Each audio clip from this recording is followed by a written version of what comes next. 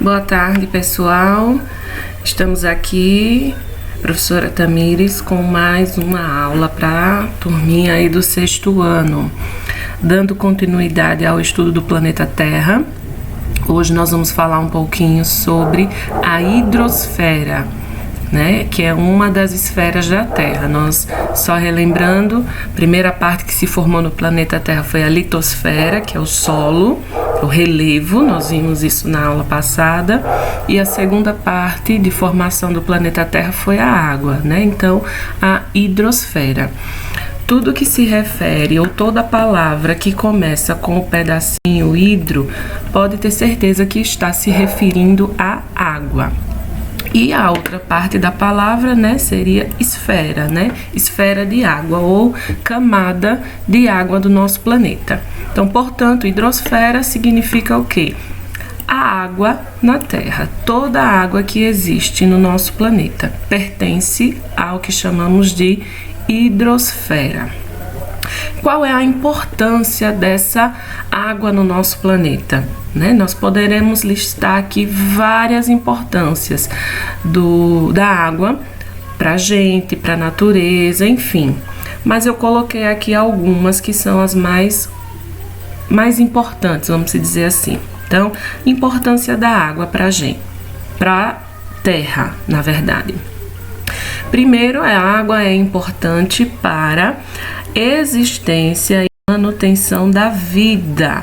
Nós vimos na história, na formação do planeta Terra, que só houve vida, o primeiro momento de vida no planeta Terra aconteceu na água. As primeiras formas de vida ocorreram, né, foram desenvolvidas na água. Então, a água, desde o início da formação do planeta Terra, ela é importante para a existência da vida e também a manutenção dessa vida, né, a continuidade. Foi a partir daí que outras formas de vida, de plantas, de animais e o próprio ser humano vieram a se formar, e todos eles precisam da água para viver, né? Então, a água é importante também para a manutenção da vida. A água é importante, né? Sempre foi importante para o desenvolvimento das sociedades. Se a gente pegar um pouquinho a história antiga, vocês devem ter visto que a maior parte das sociedades, elas no início se desenvolveram em torno dos rios. Então, a Mesopotâmia, a sociedade egípcia, todas elas se desenvolveram perto de rios, por causa da importância da água para a vida e para a alimentação, né? Então, a água sempre foi. As primeiras sociedades se desenvolveram em torno dos rios. Aí, então, mais uma importância da água. Ela é importante também porque ela serve como meio de transporte.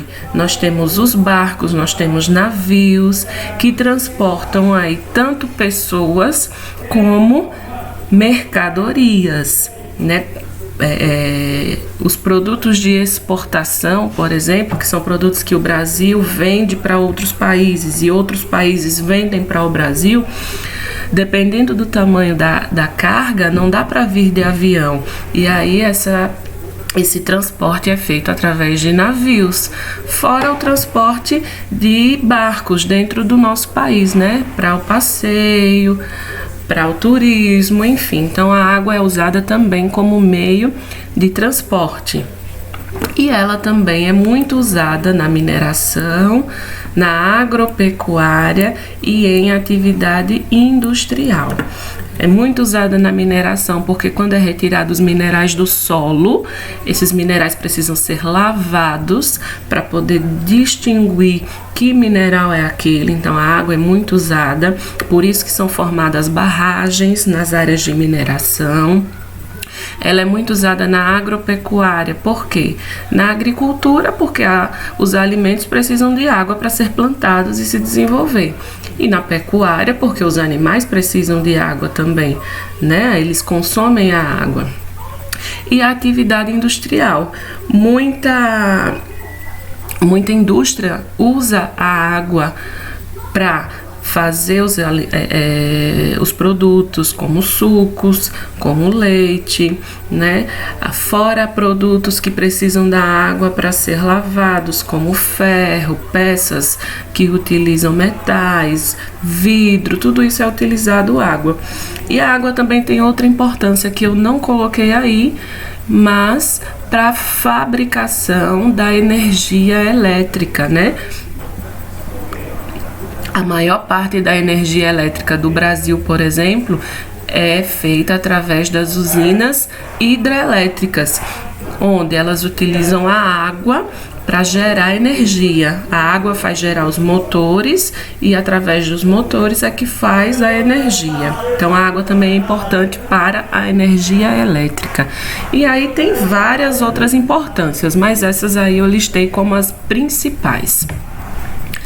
Nós encontramos a água no planeta Terra em 3 estados físicos, né? A água é encontrada no planeta Terra de forma sólida, líquida e gasosa.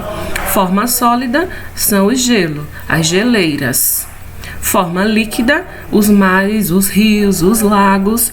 E forma gasosa, o ar que a gente respira. Então, essas são as 3 formas que nós encontramos a água no planeta Terra.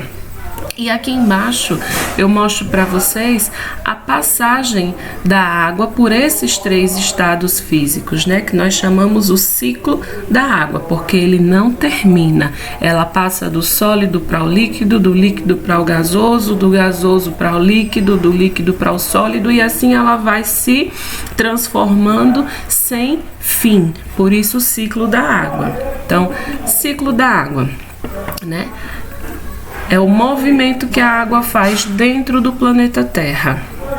Então, nós temos lá, primeiramente, a evaporação, que pode ser tanto do mar, do rio, que é a vaporização, ou das plantas, que chamamos de evapotranspiração. Então, essa água que está nas plantas e a água dos mares, dos rios, evapora, formam as nuvens, que é a condensação, a formação das nuvens, para que depois ela se precipite, para que aconteça a precipitação, que é a chuva, para daí, através dessa chuva, a água chegar novamente aos solos, infiltrar, que é a infiltração, para depois começar tudo de novo. Evaporação, condensação, precipitação e infiltração. Então, essa é a passagem da água pelos 3 estados. Quando ela evapora, ela está no estado gasoso. Quando ela se condensa, que é formando as nuvens, ela também está no estado gasoso. Quando ela se precipita, que é a chuva, aí depende. Ou ela pode estar no estado sólido, que é a chuva de granizo, que são pequenos pedacinhos de gelo, ou ela pode estar no estado líquido, que é a chuva que a gente já conhece. E aí ela infiltra para começar tudo de novo, esse ciclo da água, tá? A água no nosso planeta, ela pode estar ou no oceano, que são as águas continentais, as águas oceânicas, ou dentro do continente, que é dentro da onde nós estamos, dentro das cidades, dentro dos países, que são as águas continentais. Águas oceânicas no oceano, que são os mares. Águas continentais é essas águas que estão dentro dos países, dentro das cidades, rios, lagos, lagoas, cachoeiras, enfim, tá certo? Aqui nós temos a quantidade de água e como essa água ela está distribuída no mundo, tá? Então aqui esse é um dado que todo mundo já sabe, né? De toda a água do nosso planeta, 97% é salgada e aproximadamente 3%, como tá aí 2,5%, aproximadamente 3% é água doce, ou seja, a quantidade de água no mar é muito maior do que a quantidade de água que a gente tem nos rios, lagos e lagoas, né? Muito mais água salgada do que doce. Dessa água doce, desses 3% aqui de água doce, a gente vem para cá. A maior parte dela, da água doce, está congelada, que são as calotas polares, são as geleiras. A maior parte dela está congelada. A segunda maior parte dela está infiltrada no solo, que são as águas subterrâneas. E aí, 0,3% dela é o que a gente usa, que são as águas dos rios e lagos, e 0,9% são consideradas águas encontradas em outros lugares não identificados ainda. Ou seja, então a água que nós consumimos, que são as águas dos lagos e dos rios, é apenas 0,3%. É muito pouco a quantidade de água que consumimos, que temos disponível para consumir.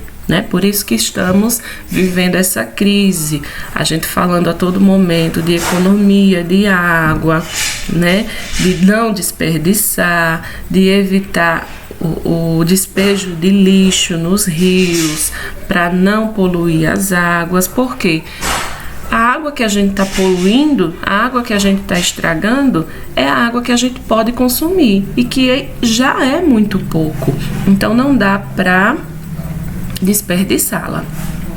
E aqui, para a gente finalizar, a gente precisa falar, dando continuidade a esse problema aí da falta e do desperdício de água, o duelo entre infiltração e escoamento superficial. A gente viu aqui no ciclo da água que a infiltração é importante porque ela abastece os rios e lagos para que essa água possa evaporar novamente, não é assim? Então, quando não tem infiltração, não tem como a água infiltrar, chegar de novo até os solos, ocorre o escoamento superficial, que é o que acontece nas ruas que são asfaltadas, por exemplo. Aonde tem asfalto, a água não infiltra, ela escorre. Escoamento superficial é isso. E se a água não consegue infiltrar, ela não vai abastecer o lençol freático e não vai ter novamente a evaporação para acontecer as chuvas.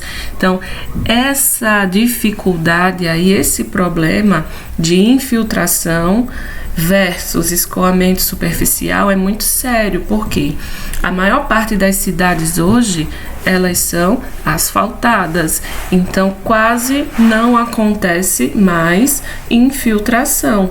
É por isso que as cidades sofrem tanto com a falta de chuva e ainda quando chove há os alagamentos, porque a água não infiltra, ela se acumula na superfície, ela escorre e vai se acumulando na superfície, provocando aí sérios danos e problemas para a própria sociedade.